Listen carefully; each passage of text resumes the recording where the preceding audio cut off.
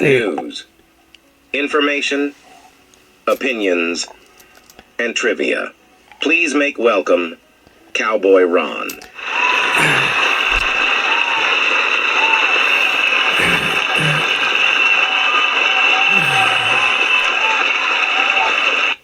Hey, glad to be back with you. One announcement before we go into this Library of Congress story I did. One of my backdrops, you'll see me on a horse spinning a big loop. And that horse was Cheyenne, really a great friend. And unfortunately, she died last night. I had her almost 27 years. A lot of people wonder why I kept her since we didn't ride no more. But, you know, horses are a part of your family. And they're not like a car, you don't get rid of them because they can't come out and play anymore. Well, anyway, I want to talk about the Library of Congress tonight. I used to be a tour guide in Washington, D.C., as I've mentioned many times. At that time, I was working for the Blue Line Bus Company. And the Library of Congress, we have 5 stops on the night tour, each one about 25 minutes long, mostly to give people a flavor of what the nation's capital had to offer them, and to get a chance to see some things. And I got pretty good on the dimensions, but something went wrong, and I want to tell you just a moment. A little bit about the Library of Congress. I would explain it to the people a little bit. Had the Gutenberg Bible in there. First book printed by man on a printing press with movable type. And when they purchased that in 1933, it was valued over $350,000. Take the shelves out of that one annex, it would stretch out 272 miles. Take the shelves out of both annexes, it would go from here to Boston. And also I mentioned the British used the books out of the original Library of Congress to burn down the White House.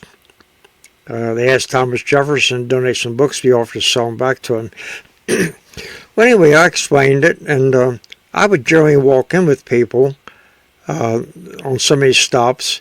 If it was a little bit complicated, then I would let them go whichever way they wanted to see.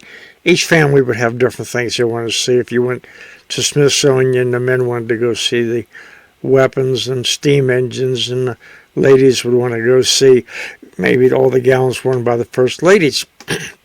But I would generally just walk them in and just show them where the steps were to get upstairs. So you look down and see the reading room and everything, and the Gutenberg Bible. But that night they were having a social function there, and those steps were closed off.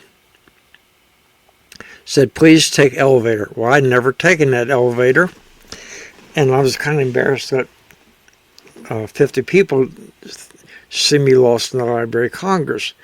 So I saw a man coming by, and he had a notebook in his hand. He had a white shirt on, black trousers, and he had French cuff shirts with his sleeves rolled up a little bit, and I asked him where the elevator was. He took me back there, and I mentioned to him, we were getting on the elevator, I asked him about the reading room that you saw Robert Redford and Dustin Hoffman in there and all the President's Men. And I wanted to know a bit about how you got the books. I heard there was like a little tray operated on a motor, and you put your index card in there, and pretty soon your book come out. So he asked me, he said, would you like to go out there and I'll show you the reading room? And I said, well, yeah, that'd be great. So we go out there, really informative, but he kept talking, and I had to get the people, going because we had 4 more stops. So I thanked him for his wonderful information. Then I was going to praise him for being a great public servant. I said, how long have you been working for the Library of Congress? And I had noticed the police officers kept looking at us, all 50 passengers after people trying to read. And I started to say, I asked him, I said, how long have you worked here? What did he tell me back? I don't work here.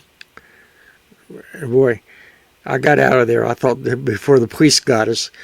And that was another one of my ventures. Got back to the bus. Of course, the police didn't bother anybody.